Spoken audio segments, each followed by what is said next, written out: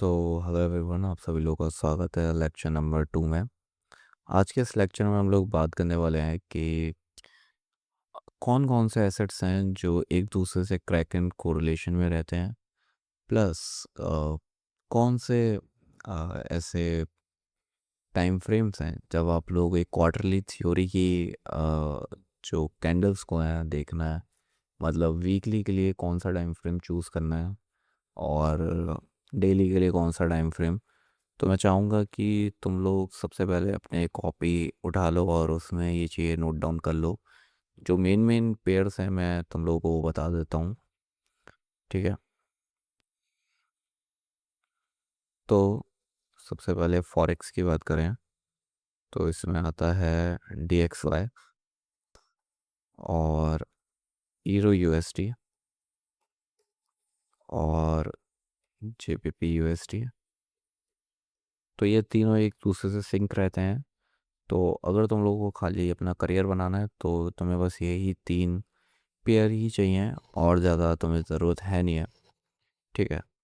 तो बात कर लेते हैं, अगर हम लोग न्यूयॉर्क की इंडस्ट्रीज को देखें तो उसमें आता है NQ और ES और YM, ठीक है। नेस्डेक और ई मिनी S&P 500 और YM, ठीक है। इनकी फुल फॉर्म मुझे याद नहीं है तो तुम लोग देख लेना अगर तुम लोग इंडस्ट्रीज को ट्रेड करते हो, क्योंकि मैं तो नहीं करता।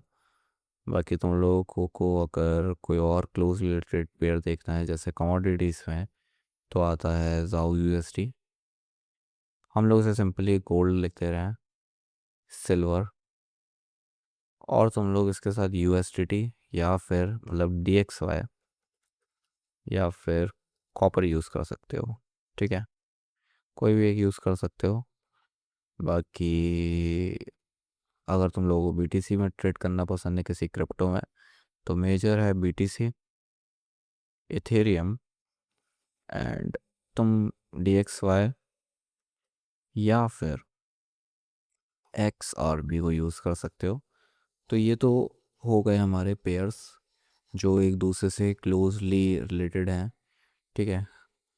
तो तुम इनमें से कोई भी एक चूज़ कर सकते हो। जैसे अगर तुम्हें गोल्ड में ट्रेड करना पसंद है तो तुम सिल्वर, गोल्ड और DXY या कॉपर में से किसी को भी रख सकते हो, तीनों चारों में से। और अगर तुम्हें फॉरेक्स पसंद है, जो कि मुझे पसंद है पर्सनली, तो मैं DXY, euro USD, JPP USD रखता हूँ।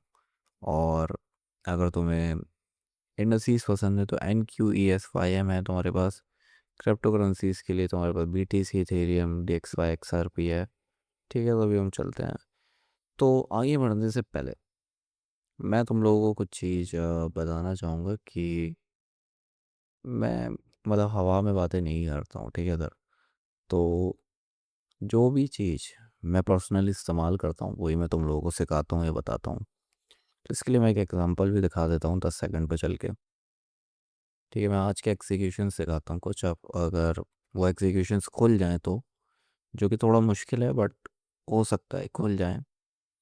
देखते हैं, कब मेरे को याद भी नहीं है वो मैंने एग्जीक्यूट करे थे, तो मैं एक बार खोल लेता हूँ एग्जीक्यूशंस। वरना अगर नहीं मिलता है तो मैं इसके स्क्रीनशॉट डाल दूंगा, ठीक है। नहीं मिला है तो तुम लोग यहाँ पे स्क्रीनशॉट्स में देख सकते हो, जो कि मैंने लिए भी थे स्क्रीनशॉट्स, ठीक है। तो तुम लोग यहाँ पे स्क्रीनशॉट्स में दिख रहा होगा कि मैं कुछ भी मतलब तुम्हें हवाबाजी में यहाँ सिखाने नहीं आया हूँ, ठीक है, या व्यूज़ गेन करने के लिए नहीं आया हूँ। क्योंकि अगर मुझे व्यूज़ ही गेन करने होते तो जब मैंने स्मार्ट मनी कॉन्सेप्ट्स के ऊपर वीडियोस बनाया था तो मैं उस सीरीज़ को कितना भी लंबा खींच सकता था, क्योंकि ICT के कॉन्सेप्ट्स में कोई मतलब तुम समझो लिमिट ही नहीं है, हमारे पास इतने कॉन्सेप्ट्स हैं सिखाने के लिए। बट उसको छोड़ देते हैं क्योंकि मैं यहाँ पे बस सिखाने आया हूँ। मैं चाहता हूँ तुम लोगों का पैसा बन जाए अगर तुम लोग सही से फोकस से इस चीज़ पे काम कर लो तो, ठीक है। तो ये रहे हमारे क्वार्टर्स। तो अब बात कर लेते हैं कि कौन से क्वार्टर के लिए कौन से मिनट की क्लोजिंग्स इंपॉर्टेंट है। जी हाँ, क्लोजिंग्स।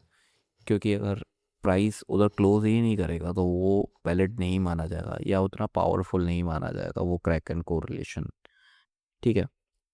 तो अगर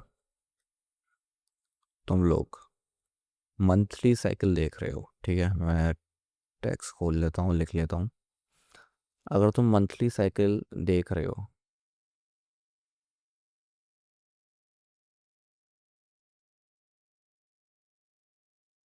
तो तुम्हें ज़रूरत पड़ेगी 4 आवर के चार्ट की, ठीक है। और अगर तुम वीकली साइकिल देख रहे हो,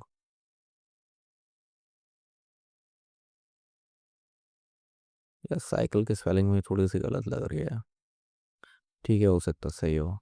अगर तुम वीकली साइकिल देख रहे हो तो तुम्हें ज़रूरत पड़ेगी 1 आवर चार्ट की। और अगर तुम डेली साइकिल देख रहे हो, ठीक है, डेली साइकिल, तो तुम्हें ज़रूरत पड़ेगी 15 मिनट चार्ट की। अगर तुम 90 मिनट्स की साइकिल देख रहे हो, 90 मिनट्स की साइकिल देख रहे हो, तो तुम्हें ज़रूरत पड़ेगी 15 मिनट चार्ट की। और अगर हम मान लेते हैं कि तुम उसके भी नीचे तुम हाइपर स्कैल्पर हो और तुम्हें ज़रूरत पड़ रही है, मान लेते हैं माइक्रोस की, ठीक है, जो ऑलमोस्ट 20-25 मिनट की एक साइकिल होती है, तो हम लोग इधर माइक्रो साइकिल लिख लेते हैं, ठीक है, माइक्रो साइकिल्स की। तो तुम्हें ज़रूरत पड़ेगी 1 मिनट टाइम फ्रेम की। इसके नीचे जाने का कोई सेंस बनता नहीं है, ठीक है। और इसके ऊपर की साइकिल्स जो हैं तुम लोग देख सकते हो, बट अगर तुम स्विंग ट्रेडर हो तो मैं ईयरली के लिए फिर भी लिख देता हूँ यहाँ पे। अगर तुम ईयरली साइकिल देख रहे हो, ठीक है, तो तुम्हें ज़रूरत है एटलीस्ट 1 डे की, ठीक है। लेकिन इसके बीच में एक और साइकिल भी आती है, पर वो जानना इतना इम्पोर्टेंट नहीं है, क्योंकि मुझे मालूम है कि जितने भी मेरे व्यूअर्स होंगे वो मंथली, वीकली और डेली वाले ही होंगे। तो मैंने जो कहने का मतलब है, अगर तुम मंथली साइकिल देख रहे हो तो मंथली साइकिल मतलब ये मंथ स्टार्ट हुआ हमारा 3 मई को, ठीक है, और इसका पहला क्वार्टर एंड हुआ 10 मई को, ठीक है। देन इसका सेकंड क्वार्टर चालू हुआ यहाँ पर, इसका सेकंड क्वार्टर एंड हुआ यहाँ पर, ठीक है, 7 मई को। इसी तरीके से वीकली, अगर हम वीकली देख रहे हैं तो वीकली यहाँ पे चालू हुआ 10 मई को, एंड इसका सेकंड क्वार्टर चालू हुआ 11 मई को, और इसका थर्ड क्वार्टर चालू हुआ 12 मई को, फोर्थ चालू हुआ 3 मई को, ठीक है। तो इसे हम वीकली बोलेंगे। इसके लिए हमें 1 आवर का टाइम फ्रेम देखना है वीकली के लिए। मंथली के लिए हमें 4 आवर का देखना है, ठीक है। तो अब अगर हम लोग अपना एसेट क्लास को खोलें तीनों को, तो इसमें हम लोग यहाँ पे आ जाते हैं। इसके लिए हम लोग यहाँ DXY लगा लेते हैं, ठीक है। तो अगर हम लोग यहाँ पे देखें तो ये प्रीवियस क्वार्टर था, ये फ्राइडे को, ठीक है। तो ये प्रीवियस क्वार्टर, ये एक ब्लैंक क्यों है, इसके पीछे का रीज़न है, वो आगे के लेक्चर्स में बताया जाएगा। तो ये जो है प्रीवियस क्वार्टर, इस प्रीवियस क्वार्टर की और इस क्वार्टर का में जो SMT हुई, इसमें इम्पॉर्टेंट ये है कि जो 1 आवर की कैंडल है, अगर आप वीकली का टाइम फ्रेम देख रहे हो तो 1 आवर की जो कैंडल है उसको इसके ऊपर क्लोजिंग देना इम्पॉर्टेंट है, तभी वो SMT, सिक्वेंशियल SMT वैलिड मानी जाएगी। इसे हम सिक्वेंशियल SMT बोलते हैं जब क्वार्टर ए और क्वार्टर बी के बीच में, मतलब क्वार्टर 1 और क्वार्टर 2 के बीच में अगर सिक्वेंशियल SMT हो, तो अगर क्वार्टर 2 और क्वार्टर 3 के बीच में हो तो भी हम उसे सिक्वेंशियल SMT बोलेंगे। लेकिन हम इस तरीके से नहीं मान सकते जैसे थर्ड क्वार्टर के बीच में और यहाँ पे उल्टा फर्स्ट क्वार्टर के बीच में सिक्वेंशियल SMT हो, तो इसको भी मिरर सिक्वेंशियल SMT बोला जाता है। लेकिन कंफ्यूज नहीं करना चाहता मैं, तो इसके लिए बस मैं तुम लोगों को सिंपल बता देता हूँ कि ए क्वार्टर और अगर बी क्वार्टर, मतलब Q1 और Q2 के बीच में सिक्वेंशियल SMT हो, और अगर तुम वीकली टाइम फ्रेम देख रहे हो और अगर 1 आवर पे ऐसे क्लोजिंग्स मिल जाएं और एक तरफ एसेट फेल हो जाए, तो वो वैलिड सिक्वेंशियल SMT होती है। तो आई होप आज के लेक्चर में ये चीज़ तुम लोगों को समझ में आई हो कि वीकली सॉरी टाइम फ्रेम्स को कैसे देखना है। तो ध्यान रखना कि तुम लोगों को ये साइकिल्स हैं और इसके लिए ये टाइम फ्रेम्स चाहिए, ठीक है। मैंने ये नहीं बताया है कि इसमें बायस कैसे बनेगा, या मैंने ये नहीं बताया कि इसमें एंट्री कैसे लेनी है। तो फ़िलहाल के लिए बस तुम लोग जाओ अपने चार्ट्स में, ये इंडिकेटर लगाओ ट्रेडर डे का, देन ये साइकिल्स खोलो, देन ये टाइम फ्रेम्स खोलो और देखो कितनी दफ़ा प्राइस सिक्वेंशियल एसएमटी करके रिजेक्ट हुआ है, ठीक है। और अगर तुम जैसे 5 मिनट में ओपन करता हूँ चार्ट्स में, तो तुम्हारे सामने 90 मिनट्स की साइकिल भी खुल जाएगी। और अगर मैं 1 मिनट ओपन करता हूँ तो तुम्हारे पास यहाँ पे माइक्रो कहाँ है, 1 सेकंड, माइक्रो ऑफ हो गई है, ठीक है। तो माइक्रो साइकिल्स भी खुल जाएंगी जो तुम 1 मिनट पे इस्तेमाल करके देख सकते हो।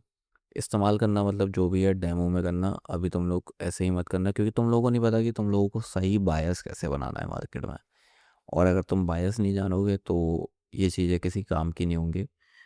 तो फिलहाल के लिए नेक्स्ट लेक्चर के लिए वेट करो। तब तक के लिए bye bye, take care, wish you good luck and wish you good trading.